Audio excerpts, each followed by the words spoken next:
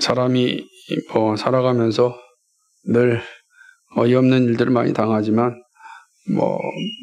제가 한번 말씀드렸던 것 같은데 무전유죄처럼 좀 억울한 일은 없다 이렇게 생각을 합니다.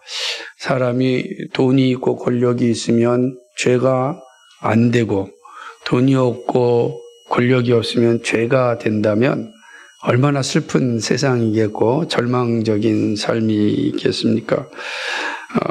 참 서럽고 슬프고 화가 나고 분노를 가지게 되는 게 당연한 것 같습니다. 그런데 우리가 사는 이 세상은 이러한 일이 비일비재 일어나는 것 같습니다. 그래서 예수 믿는 사람들이 이 땅에서 살아가기가 쉽지가 않고 또 사회적 약자들이 이 정글과 같은 세상에서 살아남기가 쉽지가 않습니다. 그럼에도 불구하고 우리는 이 세상에서 살아야 될 이유가 너무나 많기 때문에 이 불의한 세상에서 그리스도인으로서 또 존재하는 이유가 분명히 있기 때문에 우리는 도망가지 않고 또 회피하지 않고 이 세상을 정면으로 이제 맞이합니다. 하나님은 이러한 세상의 모습에 대하여서 결코 가만히 계시지는 않습니다. 왜냐하면 너무나 싫어하시는 일이고 하나님의 분노와 진노가 반드시 임하기 때문에 그런 것입니다. 호세아 선지자를 통하여서 하나님의 이러한 사실들을 아주 차분하게 또 때로는 그냥 분노에 찬 마음으로 전하고 있는 것을 이제 보게 됩니다. 오늘도 본문을 보게 되면 이스라엘 백성들이 가지고 있는 참 부끄러운 모습들을 하나님 지적하십니다. 우리가 이 사실을 기억해야 되는 건 이스라엘이 하나님의 선택받은 백성이다라는 사실입니다. 그렇지 않습니까? 얼마나 존귀한 자리에 있습니까? 그런데 하나님이 그런 이스라엘을 부끄러워하시고 부끄러움에 내버려 두시고 마침내 멸망의 심판으로 이끄신다라고 할 때 얼마나 이 참 하나님의 마음이 아프시겠습니까? 그러나 그렇게 선포하지 않으면 안 될 정도로 지금 이스라엘이 엉망진창이 되었다라고 하는 사실입니다. 그래서 이 호세아 선지자를 통하여서 지금 이스라엘을 심판하시면서 이스라엘이 하나님 앞에 가지고 있는 부끄러운 모습이 무엇인지를 적나라하게 이렇게 말씀하고 있는 걸 보게 됩니다. 우리가 이제 앞절 1절부터 3절까지는 그 부끄러운 모습 가운데 하나가 두 마음을 가졌다라고 하는 거죠. 근데 오늘 4절부터 8절까지도 그 두 마음의 모습이 계속 이어지고 있는 것을 좀 보게 됩니다. 4절에서 8절에는 좀 더 실질적으로 이스라엘 백성들이 가지고 있는 그런 부끄러운 모습이 무엇인지를 언급하고 있습니다. 세 가지로 언급하는데 첫째는 첫 번째 부끄러움은 거짓 맹세, 즉 정직함에서 멀어진 그런 삶을 지금 살고 있다는 것이죠. 그러니까 우리가 예수 믿는 사람 그러면 뭐가 딱 떠올라야 되겠습니까? 저는 두 가지만 딱 떠올르면 된다. 두 가지, 세 가지로 할까요? 그래 좀 여유가 있으니까. 그죠? 근데 첫째는 뭐냐면 예수 믿는 사람은 사랑이 많다. 이런 생각이 떠오르고 또는 두 번째는 예수 믿는 사람은 역시 정직한 사람이야.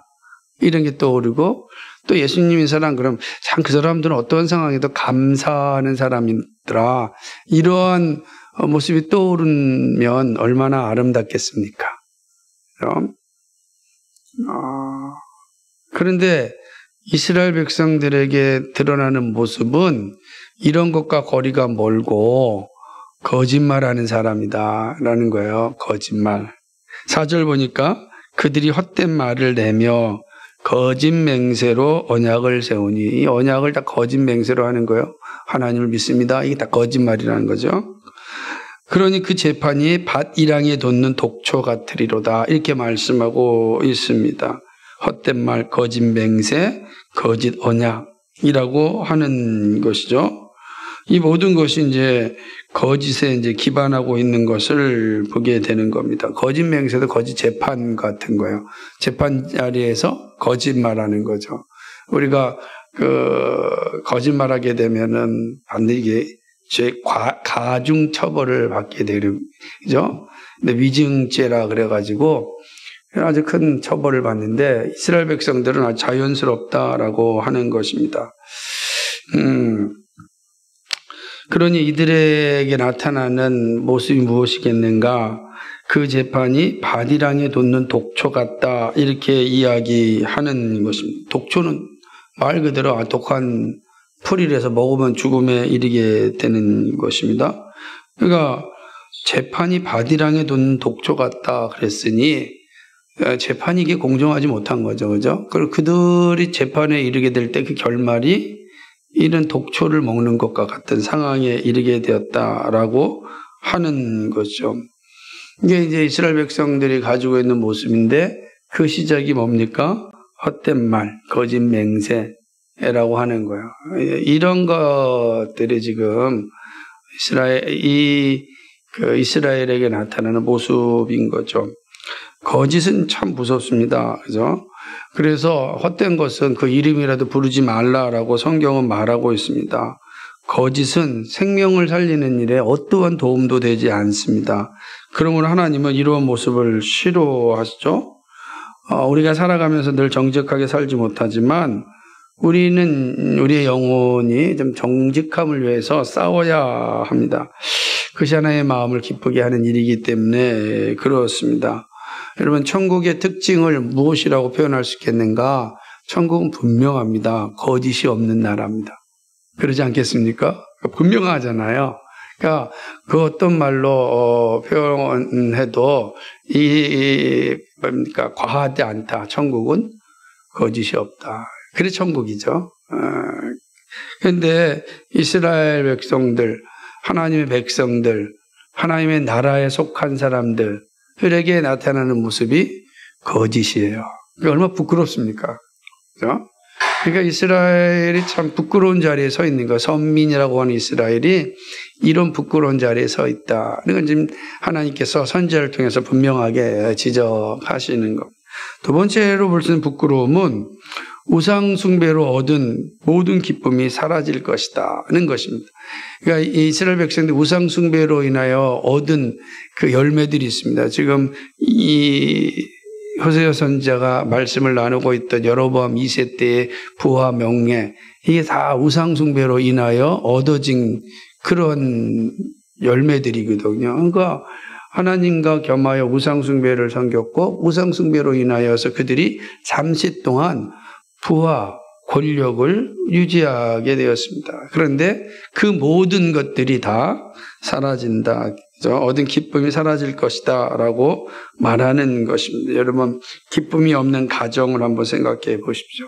가정이 있는데 기쁨이 없어요. 모두가 냉랭해요. 참 그 집 들어가고 싶겠습니까?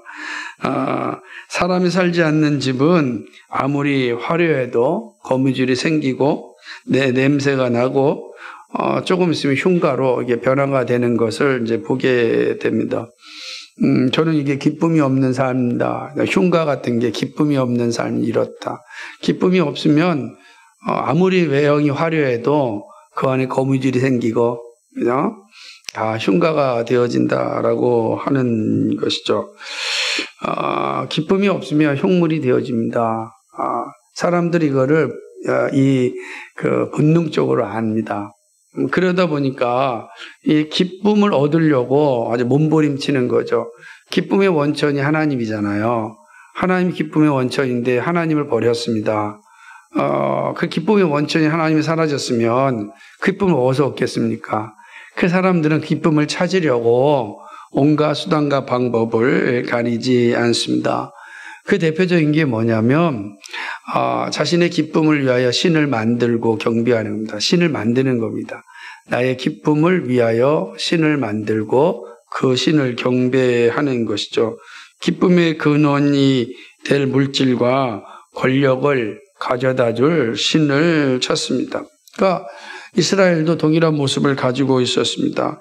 이스라엘은 하나님께서 반드시 예루살렘에서만 예배하라고 하였지만 이들은 예루살렘이 아니라 베델과 단과 베델에서 이들은 예배를 하였던 것입니다. 그러니까 오늘 말씀에 베델과 길갈에 금송아지 단을 만들고 하나님으로 예배하였다 이렇게 표현하고 있어요. 그러니까 또 이들이 있는 곳에서 가장 끔찍한 것은 인격적인 하나님을 비인격적인 존재로 변화시켰다는 거죠. 그 금송아지를 만드는 송아지를 보고 하나님이라 그러니 그러니까 아니 하나님 인격이시란 말이에요. 그래서 언제든지 대화할 수 있어요. 너는 내게 부르짖으라 내가 내게 응답하겠다라고 하는 말씀은 하나님 인격자이시기 때문에 주시는 말씀이에요. 금송아지가 이런 말 할 수 없잖아요. 그런데 이스라엘 백성들은 그런 하나님을 금송아지로 바꿔버렸고 예배하였던 것입니다. 그러니까 이스라엘의 죄는 뭐냐면 하나님이 정하신 방법대로 예배하는 것이 아니라 자신들이 정하신 방법, 자기들이 정한 방법, 자기들이 편리한 방법, 자기들의 좀 유리한 방법. 물론 이제 예배를 드리는 겁니다. 무슨 얘기냐면 보이지 않는 하나님께 예배하는 게 편하겠어요? 보이는 십자가상 만들어 놓고 거기서 예배하는 게 좀 집중되겠어요? 그러지 않잖아요. 그죠? 예를 들자면 오맨이라고 하는 옛날 영화가 있습니다. 귀신 영화, 사단 영화인데 오맨. 근데 그 오맨 영화를 보게 되면 귀신이 이제 사단이 딱 나올 때 뭐 하죠? 십자가를 딱 갖다 대는 거예요. 그럼 막 도망가고 타주는 거. 아니 십자가가 하나님인가요? 쉽잖아요. 근데 얘기지 않고 말로 예수의 이름 명하니 물러가라 그러면은 밋밋하잖아요. 사람 똑같다는 거예요. 그러니까 좀 자기들이 믿기에 편리한 방법, 확신을 가질 수 있는 방법을 사용하는 겁니다. 그게 바로 금송아지 만드는 거예요. 송아지를 딱 만들고 여기 하나님이 계시다라고 하는 겁니다. 그럼 사람들이 하나님을 볼 때 어떻게 인식하겠습니까? 금송아지로 인식하는 거죠. 금송아지. 하나님을 잠깐만 금송아지로 치환해버리고 만다라고 하는 것이죠. 이것은 정말 하나님을 모독하는 얘기죠. 그래서 하나님께서 우리가 살펴보았던 십계명을 주시면서 분명하게 말씀하시기를 어떠한 형상으로도 만들지 말라 그랬잖아요. 어떠한 형상도 만들지 말라. 어떠한 형상도 비인격적이기 때문에 그걸 갖다 인격적인 하나님으로 인식할 수가 없다라고 이야기하는 것입니다. 이스라엘은 한동안 잘 지켰단 말이에요. 물론 시내산에서부터 이런 죄는 시작됐죠. 아론에 의하여서 금송아지를 만들었자. 근데 이게 계속 이어지는 거예요. 여러분 한번 생각해 보세요. 시내산에서 아론과 사람들이 금송아지 만들 때 하나님께로 진노를 받아서 끔찍한 심판을 임하였잖아요. 그럼 안 해야 되는 거 아니에요? 우리가 너무 끔찍한 심판을 받았으니까 자칫하면은 애굽에서 나온 모든 이스라엘 백성들이 몰살당할 수 있는 하나님이 다 죽이신다 그랬잖아요. 모세가 차라리 저를 죽이십시오라고 해서 겨우 살린 거 아니겠어요? 그런데 불구하고 이 어마어마한 사건을 보았음에도 불구하고 또 짓는 거예요. 금송아지 또 짓는 거죠. 이 부패한 인간의 모습들이란 말이에요. 왜냐하면 보이는 형상을 소유하는 게 내 신앙에 유리하다고 생각하는 거예요. 항상 말씀드리지만 보이는 형상으로 하나님을 만들면 하나님 비인격화가 되는 거예요. 그럼 하나님 비인격이면 그 하나님과 이야기가 되겠습니까? 금송아지 있는 데만 하나님이 있을 거 아니에요. 하나님 어디나 계시는데 금송아지 딱 만들어 놓으면 거기만 하나님 계시는 거예요. 그 하나님 얼마나 화가 나시겠어요. 이스라엘 백성이 그랬다라고 하는 것이죠. 이스라엘은 이런 끔찍한 일을 자행하였습니다. 그러니까 이제 사람들이 막 이제 모이기 시작하였고 금송아지 앞에서 제사를 드리는 제사장 앞에 사람들이 와가지고 이제 모이기 시작하는 거죠. 재물도 많이 생길 거 아니겠어요? 재물도 많이 생기죠. 그러니 그 금송아지 앞에서 제사를 드리는 제사장이 기쁠까요? 안 기쁠까요? 기쁜 거예요. 들어온 수입이 많으니까. 수입이 많으니까, 기뻐한 것이죠. 그러니까 거짓 선지자들은 먹고 살 문제가 해결되니까 기뻐하였죠. 사람들은 편하게 예배하니까 기뻐하였습니다. 통치자들은 통치하기 편리하니까 기뻐했습니다. 모두가 좋아했습니다. 그러니까 베델과 길갈에 단을 짜는 거는 제사장들, 또 통치자들, 그 백성들 다 좋은 거예요. 다 좋으니까 좋은 대로 하면 되지 않겠습니까? 누구의 마음이 불편하죠? 하나님의 마음이 불편하신 거예요. 사람들은 다 기뻐하는데 하나님은 불편하신 거예요. 이걸 잘 생각하셔야 되는 겁니다. 하나님은 이러한 이스라엘의 모습들이 하나님의 마음에 합하지 않다라는 사실을 분명하게 말씀하시기 위하여서 그들의 모든 기쁨을 빼앗아 가셨습니다. 그리고 그들이 지금 행하고 있는 것들이 얼마나 부끄러운 일인지를 알려주셨습니다. 5절과 6절을 한번 읽어볼까요? 시작. 사마리아 주민이 베다엔의 송아지로 말미암아 두려워할 것이라. 그의 백성이 슬퍼하며 그것을 기뻐하던 제사장들도 슬퍼하리. 이는 그의 영광이 떠나감이며 그 송아지는 아수르로 옮겨다가 예물로 야렙 왕에게 드리리니 에브라임은 수치를 받을 것이요 이스라엘은 자기들의 계책을 부끄러워할 것이며. 아멘. 백성이 슬퍼하고, 그죠? 제사장이 슬퍼합니다. 더 이상 기쁨을 볼 수 없습니다. 왜냐하면 이들에게 있어서 기쁨의 상징이었던 그 모든 영광이 사라졌기 때문입니다. 금송아지는 이방의 땅 아수르로 옮겨졌습니다. 그리고 야레방, 즉 아수르 왕의 예물이 되었습니다. 여러분 생각해 보세요. 신상이 예물이 됐다고요. 하나님이, 신이 이리저리 옮기고 예물이 되겠어요? 이게 얼마나 기가 막힌 일이 벌어졌습니다. 그러니까 이스라엘 백성들이 섬겼고 제사장들이 기뻐하였고 통치자들이 좋아하였던 그 금송아지가 이방의 땅에서는 금송아지가 아무것도 아니잖아요. 뭐예요? 금덩어리 뿐이지. 금덩어리예요. 얼마나 좋습니까? 예물이 된 거예요. 그럼 생각해 보세요. 이스라엘 백성들이 섬겼던 하나님이, 신이 이방 나라의 예물이 됐다? 이거 얼마나 끔찍한 일이고 슬픈 일이겠습니까? 정말 우스운 일이 된 거죠. 결국 이스라엘은 자신들의 계책에 이게 이제 부끄러움을 당하게 되는 것입니다. 송아지가 자신을 지켜줄 것이라고 생각하였지만 결국 송아지는 이방의 제물이 되고 말았습니다. 이들 계책은 우리가 송아지를 만들고 우리가 여기서 예배를 잘 드리면 하나님 우리를 지켜줄 것이다 라고 계획을 짠 거예요. 그런데 하나님이 어떻게 하셨어요? 그들을 부끄럽게, 그건 내 뜻이 아니다 라고 하는 것을 아수르 왕이 그 금송아지를 가져감으로 끝난 겁니다. 더 이상 제사장들이 할 말이 없어진 겁니다.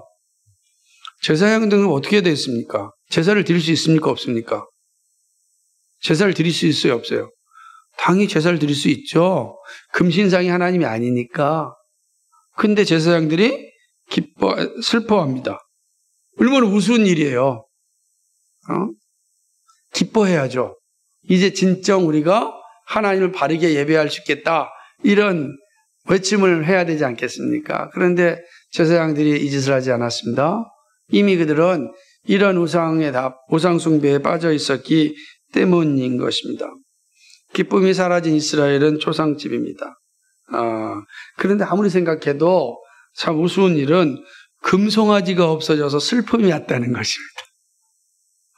금송아지가 없어져 슬픔이 왔다. 이거 얼마나 우습습니까? 하나님이 없어졌습니까? 아니에요. 여전히 하나님 계세요. 그런데 금송아지가 없어졌다 슬퍼합니다. 하나님이 없어졌다고 생각하는 겁니다. 하나님이 빼앗겼다는 거예요. 이런 끔찍한 일이 어디 있습니까? 그런 생각을 가지고 있다는 게 얼마나 한심한 일입니까? 근데 이스라엘이 이런 한심한 일을 지금 행하고 있다라고 하는 것입니다. 이렇게 된 것은 말씀과 관계없는 생활 때문입니다. 우리 하나님은 우상으로 형상으로 만들어질 수 있는 분이 아닙니다. 언제나 어디서나 존재하시며 말씀하시는 분입니다. 근데 이걸 잊어버리면 우상을 섬기게 되는 것이죠. 그리고 결국 기쁨이 사라지고 부끄러움을 당하게 되는 것입니다. 그러므로 우리가 기쁨을 누리려면 우리는 명명백백합니다. 하나님의 법도를 따르는 길입니다. 다른 길이 없어요. 그 길을 따라 충실히 걸어가면 되는 것입니다. 근데 이스라엘은 그렇지 않기 때문에 부끄러움을 당했습니다. 하나님의 선택된 백성이 부끄러움을 당했습니다. 하나님께 구원받은 백성이 이런 부끄러움의 자리에 서면 안 되지 않습니까? 근데 잘 생각해 보십시오. 누구라도 이런 부끄러움의 자리에 설 수 있음을 말씀하시는 거예요. 세 번째는 이스라엘의 이 세 번째 부끄러움은 이스라엘이 누린 모든 영광이 물거품처럼 사라짐에 있습니다. 물거품처럼 다 사라지고 말았습니다. 안타깝죠? 그러니까 이들에 대한 그들이 누렸던 영광이 물거품처럼 다 사라지고 만 것입니다. 7절 8절 같이 한번 보시겠어요? 7절 8절 읽겠습니다. 시작. 사마리아 왕은 무리에 있는 거품같이 멸망할 이스라엘의 죄 곧 아엔의 산당은 파괴되어 가시와 찔레가 그 제단 위에 날 것이니 그때 그들이 산더러 우리를 가리라 할 것이요 작은 산더러 우리 위에 무너지리라 하리라. 아멘. 사마리아 왕은 물 위에 있는 거품같이 멸망할 것이다. 사마리아 왕 북이스라엘 얘기하는 거죠. 북이스라엘이 어떻게 된다고요? 물 위에 있는 거품같이. 물 위 거품이 화려한 것 같지만 한순간에 사라지잖아요. 거품 같게 될 것이다. 이스라엘의 죄, 곧 아엔의 산당, 베델의 산당, 베델의 산당, 하나님이 섬기지면 안 되는 그런 산당이 파괴될 것이고, 그리고 거기에 가시와 찔레가 그 제단이 다 황폐화가 됐으니까, 가시와 찔레는 황폐화된 곳에 나타나잖아요.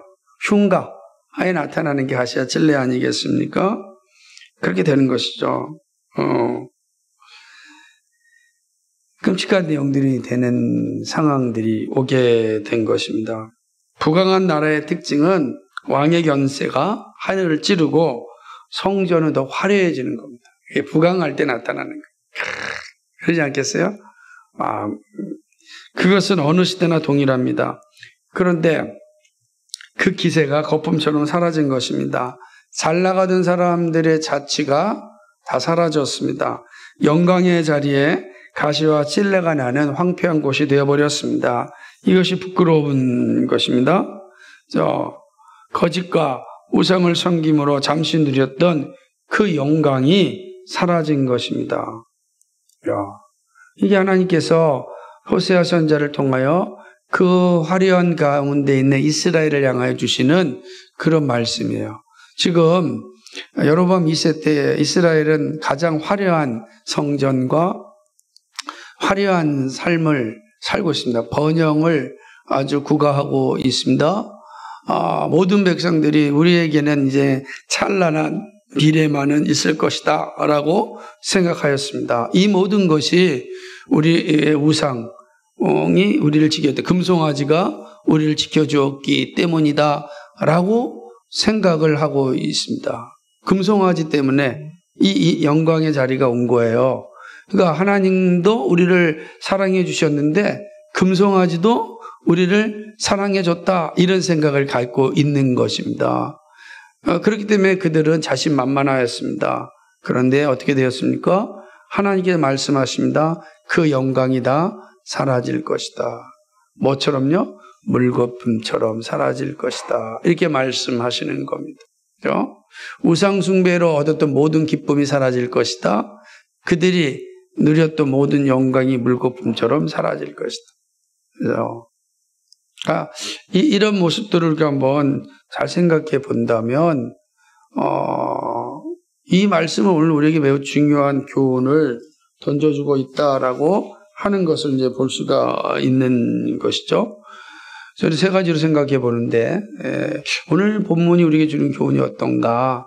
첫째는 거짓에 대한 공의의 심판은 멸망이라는 거죠. 그러니까 공의에 대한 심판이 어디 정도가 멸망. 거짓에 대한 주님의 마음은 아주 분명한데, 거짓은 반드시 공멸로 이끌기에, 모두를 공멸로 이끌기에 하나님은 준엄한 심판을 내리십니다. 첫사람 아담의 타락이 거짓으로 시작되었습니다. 거짓의 아비 사단으로 말미암아 이 창조 세계 안에 거짓이 들어왔고 부패가 시작되었습니다. 그래서 거짓으로 부패가 시작되었고 그 부패는 끔찍한 이 현실을 만들어냈습니다. 거짓으로 사람을 죽이고 거짓으로 정말로 하나님을 부끄럽게 하는 일들이 일어나기 시작하였습니다. 선악을 알게 하는 나무의 열매를 먹으면 반드시 죽는다고 하였지만 사단은 꼭 죽는다고 말씀하지 않았다라고 거짓말함으로 선악을 알게 하는 나무를 먹게 하였고 그것을 결국은 이 부패에 이르는 이 죄가 들어오는 그런 길을 만들어내었습니다. 예수님은 이러한 사실을 명확하게 알고 있기 때문에 사단을 향하여서 거짓의 아비라 이렇게 말씀하셨습니다. 거짓의 아비, 거짓의 시작이 사단에게 있다. 요한복음 8장 44절에 보면은 너희는 너희 아비 마귀에게서 났으니 너희 아비의 욕심대로 너희도 행하고자 하느니라. 그는 처음부터 살인한 자요 진리가 그 속에 없으므로 진리에 서지 못하고 거짓을 말할 때마다 제 것으로 말하나니 이는 그가 거짓말쟁이요 거짓의 아비가 되었습니다. 예수님은 사단을 정의하기를 거짓말쟁이요 거짓의 아비라 말씀하였습니다. 그러므로 모든 거짓은 다 사단으로부터 시작된다라고 하는 것이죠. 거짓은 철저하게 하나님을 대적하게 만듭니다. 거짓이 들어오면 더 이상 주의 말씀이 들리지 않습니다. 그죠? 여러분, 요한복음 8장 47절에 보면은 하나님께 속한 자는 하나님의 말씀을 듣는다 그랬습니다. 그럼 하나님의 말씀을 듣지 않는 자는 하나님께 속하지 않는 자요. 하나님께 속하지 않는 자는 누구? 바로 거짓의 아비에 속한 자입니다. 거짓의 아비에 속한 자는 반드시 거짓말장이로 살아가는 거죠. 남을 쉽게 속이고 거짓말. 이 거짓말은요, 이게 모든 인간에게 다 있는 거예요. 아이들이니까 거짓말하지 않겠다. 정말 그러지 않습니다. 아이들이 얼마나 거짓말을 많이 잘하는지 모릅니다. 노인이라고 거짓말 안 합니까? 아닙니다. 끊임없이 사단은 우리로 하여금 거짓말하는 자리에 서게 합니다. 왜 그럴까요? 거짓말을 하게 되면 하나님의 말씀을 듣지 않게 하는 효과를 얻기 때문입니다. 이게 되게 무서운 일이죠. 하나님은 이러한 자들에 대하여서 공의로 심판을 하십니다.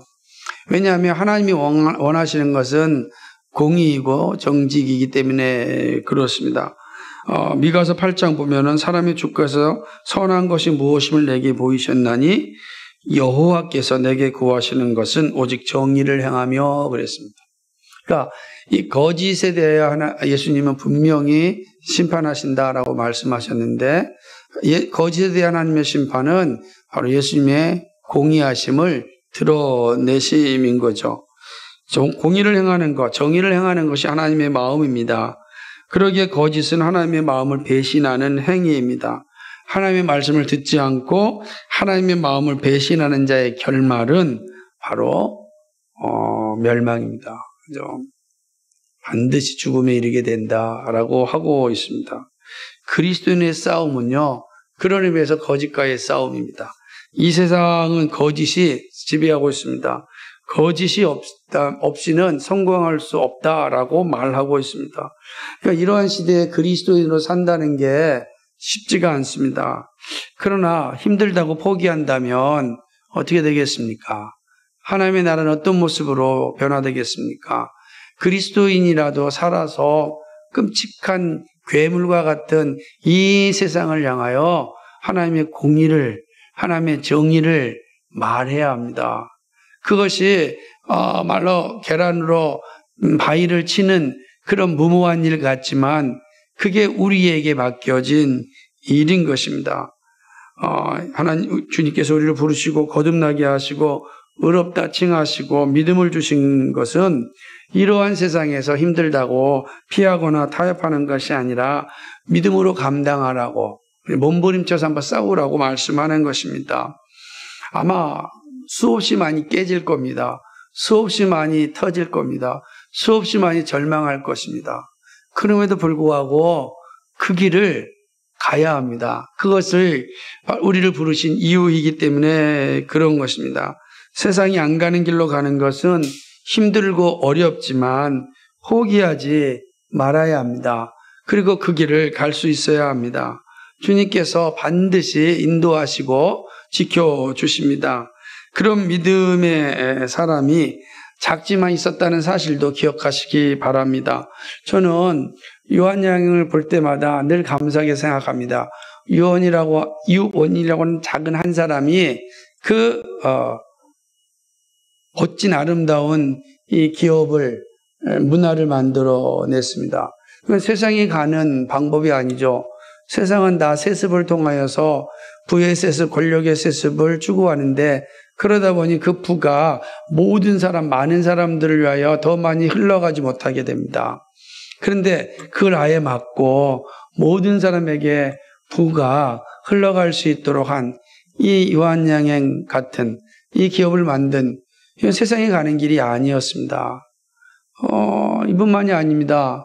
장기려 박사님 같은 경우도 마찬가지지 않습니까? 모든 의사들이 부와 명예를 얻으려고 갔던 그 길이 아니라 하나님께서 의사의 재능을 주신 건 가난하고 힘든 이들을 고치고 이 땅에 하나님의 마음을 전하라는 것.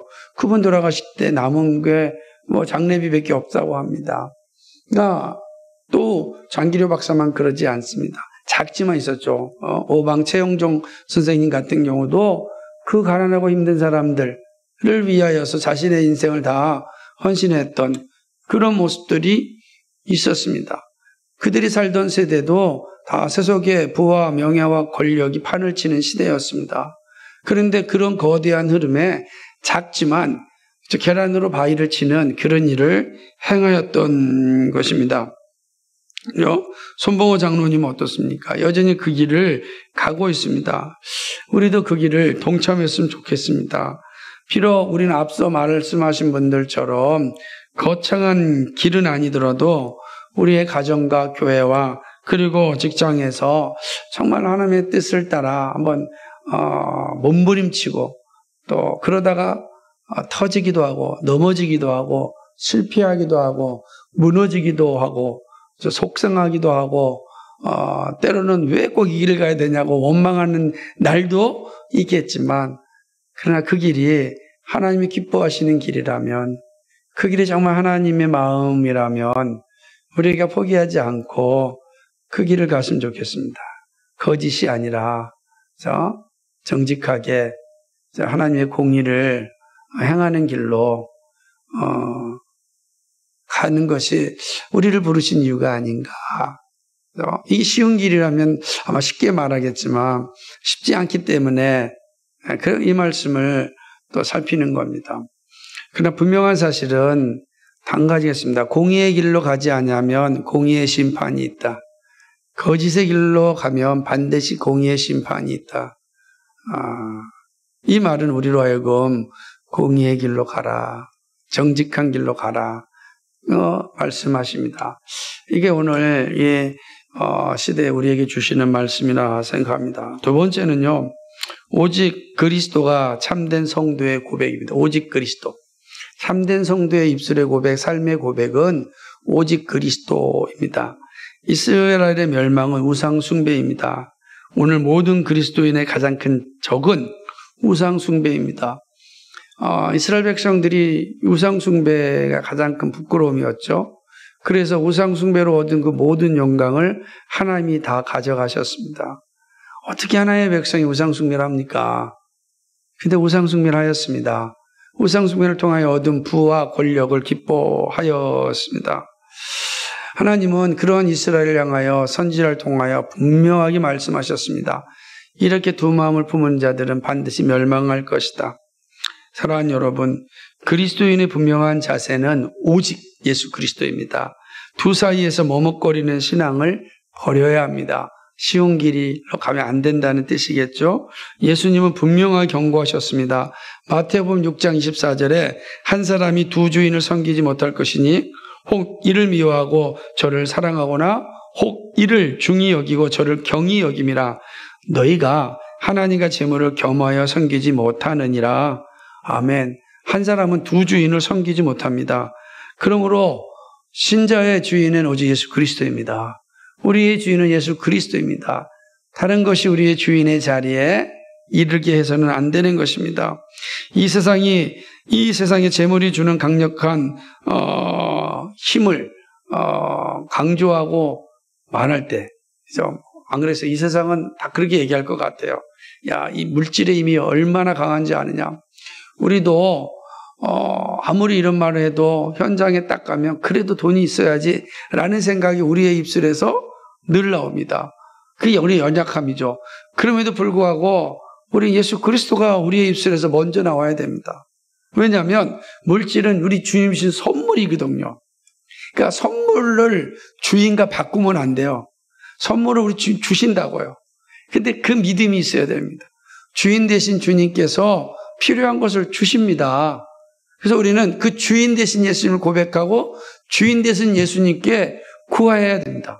근데 이게 거꾸로 돼가지고 물질이 주인이 돼가지고 물질에 예수님을 구하면 되겠습니까? 이 순서를 늘 바꾸어주면 안 돼요. 바꾸면 안 되죠. 너는 내게 부르짖으라 그랬잖아요. 주인 예수님께 부르짖어야 돼요. 물질에게 부르짖으면 안 된다고요. 그러니까 우리의 삶이 항상 이 싸움 가운데 있어야 된다라고 하는 것입니다. 오직 예수 그리스도만이 나의 주인이고 주의 말씀을 따라 살겠다고 고백해야 됩니다. 사도 바울의 고백이 우리의 고백이 되어야 합니다. 갈라디아서 6장 14절에 있는 것처럼 그러나 내게는 우리 주 예수 그리스도 십자가 외에 결코 자랑할 것이 없으니 그리스도로 말미암아 세상이 나를 대하여 십자가에 못 박히고 내가 또한 세상을 대하여 그러하니라. 아멘. 그렇습니다. 세상이 나를 대하여 십자가에 못 박혔습니다. 내가 예수를 믿으면 세상이 십자가에 못 박혔습니다. 또 내가 세상에 대해서 또 동일하게 예수님께 못 박히는 겁니다. 나는 세상을 따라가지 않는다. 우리의 자랑은 예수 그리스도요. 그 십자가입니다. 그래서 믿음의 선배들이 멋지게 고백하였습니다. 종교개혁자들이 고백이 뭡니까? 솔라 그리스도. 오직 예수 그리스도. 오직 그리스도라고 하는 것이죠. 이것이 참된 믿음의 표징입니다. 세상이 무엇을 자랑하여도 우리의 자랑은 예수 그리스도입니다. 예수 그리스도만 예배해야 됩니다. 여러분, 우리의 자랑 예수 그리스도. 언제나 예수 그리스도가 우리의 자랑입니다. 그죠? 자녀가 우리의 자랑이 아닙니다. 여러분이 직장이 여러분의 자랑이 아닙니다. 여러분의 자랑은 예수 그리스도입니다. 그죠? 예수 그리스도. 그죠? 여러분, 교회를 자랑하는 게 아니에요. 예수 그리스도를 자랑할 때 교회가 교회 되는 거예요. 우리 교회 자랑이 뭡니까? 예수 그리스도다. 그 얘기가 됩니다. 많이 사람들이 물을 때 빛과소금교회의 자랑은 뭐예요? 라고 이야기할 때 여러분 뭐라고 얘기하시겠어요? 예수 그리스도입니다. 이게 우리 교회의 자랑이 돼야 됩니다. 그래서 우리는 어디서나 당당하게 이야기할 수 있습니다. 나의 자랑은 예수 그리스도입니다. 우리 교회의 자랑은 예수 그리스도입니다. 그냥 예수 그리스도입니다. 왜냐하면 나는 죽은 죄인이었는데 성령께서 나를 부르시고 의롭다고 인쳐주셔서 의인이 되었습니다. 그런데 뭘 자랑할 게 있습니까? 예수 그리스도입니다. 우리가 말씀드렸듯이 그러지 아니하면 바리새인이 되고 도덕주의자가 됩니다. 오직 예수 그리스도만이 우리의 자랑이 되어야 한다라고 하는 것입니다. 여러분의 고백은 무엇입니까? 오직 예수 그리스도이십니까? 예수 그리스도이기를 소망합니다. 오직 예수 그리스도의 영광 돌리기를 바랍니다. 그 사실을 하나만으로도 우리는 참된 성도라 말할 수가 있습니다. 이 고백 가운데 함께하기를 주님의 이름으로 간절히 소망합니다. 마지막 세 번째로는요, 오늘 이 말씀을 통해서 얻을 수 있는 중요한 교훈은 그리스도 외에 소망을 두는 자는 부끄러운 결말을 맞이하게 된다는 교훈입니다. 분명한 거죠. 그러니까 오직 그리스도가 우리의 유일한 소망이라면 분명한 것은 그리스도 외에 소망을 두는 것은 가장 허망하고 헛된 일이 됩니다. 보이는 것은 잠깐입니다. 그런데 보이는 것에 소망을 둔다면 반드시 부끄러운 결말을 맞이하게 됩니다. 아마 우리 가운데 부끄러운 결말을 맞이하는 것을 원하는 사람은 없을 것입니다. 다 아름다운 결말을 기대할 것입니다. 이 땅에서도 아름다운 결말, 주님 앞에서도 아름다운 결말을 원하실 것입니다. 그런데 실제로 이 땅에 많은 사람들이 이런 아름다운 결말에 이르지 못하는 것을 보게 됩니다. 처음은 아주 아름답게 순결하게 정직하게 시작하였지만 마지막에는 탐욕에 빠지고 거짓의 아비에 빠져서 부끄럽게 인생을 마감하고 끝내는 분들이 참 많이 있습니다. 그래서 궁금하죠. 과연 그분들은 천국에 있을까? 이런 질문까지 던질 수밖에 없는 분들을 보게 됩니다. 왜냐하면 거룩함의 열매가 나타나지 않았기 때문입니다. 거룩함은 마지막 순간까지거든요. 거룩함은 그 모습이다라고. 그렇다고 해서 제가 그렇다 아니다라고 단정할 수 있는 위치에 있지도 않고 그럴 능력도 없습니다. 다만 그런 의심이 들 수 있다. 그런데 그것은 다른 사람의 이야기가 아니라 바로 제 자신의 이야기일 수도 있기 때문에 그렇습니다. 세속적인 권력과 부의 욕심을 두고 아무 자리나 참여하는 이들을 볼 때 가끔씩 참 측은하게 느껴지면서 두려움을 가지게 됩니다. 노욕이라는 게 정말 무섭거든요. 특별히 부와 권력에 사로잡혀 있는 사람들은 참 이 노욕에서 벗어나지 못하는 것을 보게 됩니다. 그래서 있어야 할 자리에 있지 않습니다. 그러니까 그리고 있지 말아야 될 자리에 있는 모습들을 종종 보게 됩니다. 근데 그 모습을 보면서 비판하는 제 자신이 너무 두려운 것이죠. 왜냐하면 그 모습 속에 제 모습도 있으니까 얼마나 두렵겠습니까? 오늘 점심때 잠깐 그 필그림 요양원을 잠시 갔다 왔는데 그 요양원 대표께서 저를 맞이하면서 인사하는 말이 참 재밌는데 장차 함께할 요양원 동기들이라 이렇게 이야기하는 겁니다. 그죠? 인생의 마지막이 어쩌면 대한민국에서도 요양원이 그 마지막의 길에 설지도 모르겠습니다. 그런데 문제는 정말 우리가 그 마지막에 모든 사람이 볼 때 야, 참 아름답다 라는 소리를 들을 수 있다면 정말 복 있는 사람이고 정말 이 사람이 하나님께 큰 은혜를 받은 사람이다라고 생각할 수가 있을 것입니다. 그래서 저는 두렵습니다. 정말로 정신 차리지 않으면 안 되고 성령의 강권적인 은혜가 없으면 부끄러운 결말에 이룰 수 있기 때문입니다. 누구도 다 그 자리에 이룰 수 있습니다. 그래서 우리는 정말 정신 차려야 되고 특별히 성령의 강권적인 도우심을 날마다 구해야 됩니다. 우리는 스스로 의인이 되지 못했습니다. 그죠? 우리는 정말 스스로 선한 삶을 살 수도 없습니다. 성령의 강권적인 역사가 날마다 있어야 죄와 싸우고 착한 일에 열심하는 하나님의 친백성이 될 수 있습니다. 그러니까 늘 성령 의존적인 삶, 계시 의존적인 삶이 필요하다라고 하는 거죠. 처음 사랑을 잃어버린 신자들을 봅니다.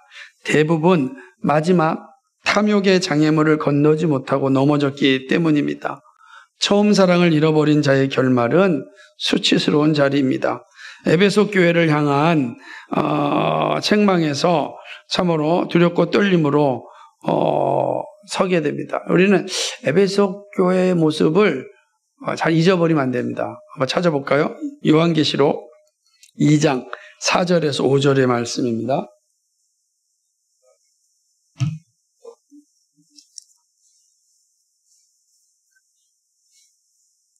같이 읽겠습니다. 시작. 그러나 너를 책망할 것이 있나니 너희 처음 사랑을 버렸느니라. 그러므로 어디서 떨어졌는지를 생각하고 회개하여 처음 행위를 가지라. 만일 그러하지 아니하고 회개하지 아니하면 내가 내게 가서 내 촛대를 그 자리에서 옮기리라. 아멘. 정말 무서운 말씀이죠. 처음 사랑을 잃어버린 자에 대해서 촛대를 옮기시겠다, 이렇게 말씀하는 겁니다. 처음 사랑을 끝까지 지키는 것이 수치스러운 자리, 또 부끄러운 자리에 이르지 않는 것입니다. 이게 되게 중요하죠. 영적 순수함이 세속의 욕망에서 무너질 때 그 부끄러움은 너무나 처절합니다. 그래서 우리는 늘 처음 사랑을 잘 생각해 봐야 됩니다.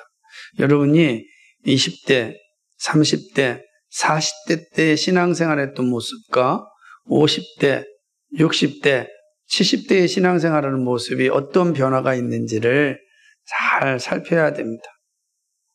그 가운데 하나는 나는 그 처음 사랑했던 예수님을 여전히 사랑하고 있는가? 그걸 생각해 봐요. 처음에는 예수님이 나의 전부라고 사랑했는데 가면 갈수록 나의 전부가 더 많아지고 있지는 않은가? 하나님 주신 선물을 주인으로 섬기고 살고 있지는 않는가? 그러면서 다시금 우리 자신을 채근하여서 정말로 예수 그리스도만이 나의 주님이십니다. 다시금 첫사랑을 회복해야 되는 것입니다. 우리의 소망은 오직 예수 그리스도입니다. 그렇죠? 다른 것에 우리의 소망을 두면 안 됩니다. 보이는 것은 다 사라질 것입니다. 오직 그리스도만을 사랑하고 소망을 가져야 됩니다. 오직 그리스도만. 오늘 여러분의 소망은 무엇입니까? 여러분의 위로는 무엇입니까? 여러분, 나에게 질문하셔야 됩니다. 오늘 나의 소망은 무엇이고 오늘 나의 위로함은 무엇인가? 무엇이 나를 위로하고 무엇이 나의 오늘 살아가는 삶의 소망인가?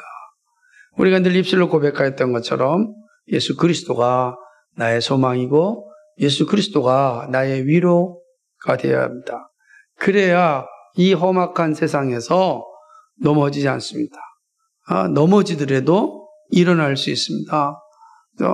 그리스도인의 길을 갈 수 있어야 됩니다. 쉽지 않죠? 이미 먼 길을 걸어오신 분도 있지만 이제 가야 될 청년들, 여러분들에게 가야 될 세상은 쉽지가 않은 세상입니다. 근데 그리스도인으로서 한번 그 길을 포기하지 마시고 그 길을 가주신다면 하나님의 나라가 조금은 망가지지 않을 겁니다. 망가지지 않을 겁니다. 그러니까 부와 명예와 권력을 쫓는 자리가 아니라 하나님의 소명을 따라 살아가는 자리, 그것은 남들이 가지 않는 자리일 수 있습니다. 쉽지 않은 길이죠. 그래서 성경은 그 길을 좁은 길이다, 이렇게 말씀하고 있습니다.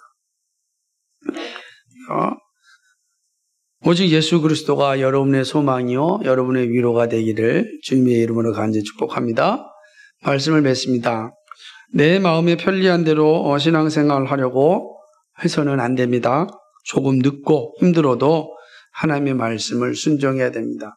쉽고 편한 방법대로 신앙생활하지 마십시오. 좀 우리 시대는 쉽고 편한 대로 지금 신앙생활할 수 있는 모든 조건이 다 되어 있습니다. 얼마나 좋습니까? 그죠? 여러분, 정말 쉽고 편한 것이 정말 많아요. 이제는 주일날 어디에 바캉스 가서도 다 이제 이게 온라인으로 예배한다고 생각하면서 마치 내가 그 예배에 다 참여하였다라고 생각을 합니다. 바캉스에 갔으면 그 옆에 있는 교회를 가서 예배드리면 되는데 교회도 가지 않습니다. 그죠? 휴가 옆에 있잖아요. 근데 우리가 예전에는 상상할 수 없는 일이었고 이런 문화가 없었으니까, 근데 이제는 이런 문화가 우리 아직 가까이 왔습니다. 그래서 쉽고 편하게 예배할 수 있습니다. 꼭 예루살렘에서만 예배할 필요가 없죠. 마찬가지입니다. 그러니까 이제 그러한 시대 때는 정말 우리 스스로가 하나님 앞에서 나를 잘 돌아봐야 됩니다. 내가 지금 하나님 앞에서 온전한 모습으로 예배하고 있는지, 내가 온전한 모습으로 살아가고 있는지 늘 점검해야 됩니다. 그것이 합당하다면 괜찮습니다. 그러나 그 생각이 없다면 우리는 점점점 왜곡된 신앙으로 떨어질 수가 있다라고 하는 것입니다.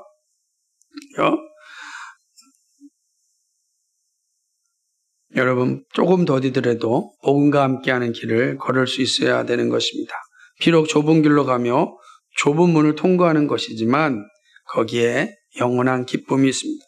영원한 기쁨을 누리는 길로 가야 합니다. 잠시 기쁨을 누리다가 영원한 슬픔과 고통과 부끄러움의 자리에 이르지 않아야 합니다. 그 길은 오직 예수 그리스도와 십자가를 자랑하는 삶입니다. 믿음의 주여 온전케 하시는 예수님을 바라보는 길입니다. 날마다 예수님을 푯대 삼아 걸어가는 길입니다. 이것이 영원한 길을 갈 수 있는 그런 방법입니다.